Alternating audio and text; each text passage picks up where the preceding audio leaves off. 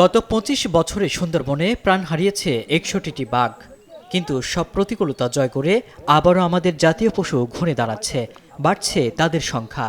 আজ ২৯ জুলাই বিশ্ব বাঘ দিবস।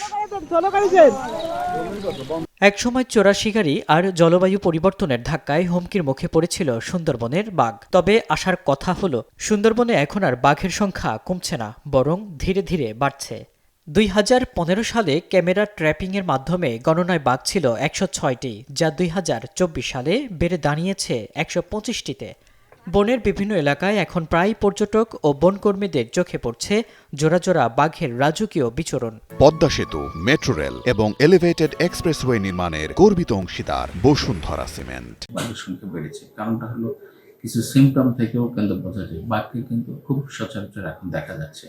আমাদের অফিসের পাশে পুকুরে খাল পার হয়ে যেতে আলু চড়ে, পায়ের সাপ এবং সরাসরি বাঘ দেখা কিন্তু বেশ ফ্রিকুয়েন্ট হয়েছে।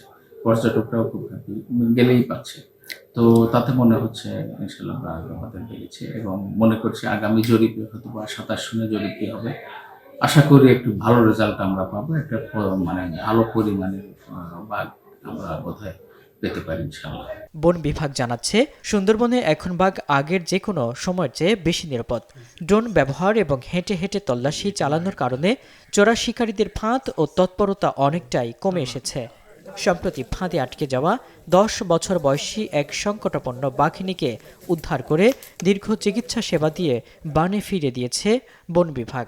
এছাড়া সীমান্তে নেট বাউন্ডারি থাকার কারণে লোকালয়ে বাঘ আসার প্রবণতা এবং মানুষ বাঘের দ্বন্দ্ব অনেকটাই কমে গেছে। সুন্দরবনের বন্য প্রাণী শিকার করে আসতেছে, তো একটা পর্যায়ে থেমে যায় যখন সরকার এবং বন বিভাগ তৎপর হয়। আন্তর্জাতিক মহলে এই বাঘের বিভিন্ন অংশ পাচার করার চেষ্টা করে, তো এদেরকে সবাই মিলে একযোগে প্রতিহত করতে হবে। যেরকম বন বিভাগ স্মার্ট প্যাট্রোলিং এর মাধ্যমে তারা জোরালো চেষ্টা করতেছে। ভবিষ্যতে যেন এই সুন্দরবনের ক্ষতি, বাঘ, হরিণ, অন্য প্রাণী যেন ক্ষতি না হয়, এদিকে আমাদের সবাই সচেতন এবং রক্ষা করতে হবে। গত এক শতকে বিশ্বে বাঘের সংখ্যা ১ লাখ থেকে কমে মাত্র ৫,৫০০ এসে ঠেকেছে। ইতোমধ্যে ৩টি উপপ্রজাতি বিলুপ্ত হয়ে গেছে, আর টিকে আছে বাংলাদেশ সহ মাত্র ১০টি দেশে।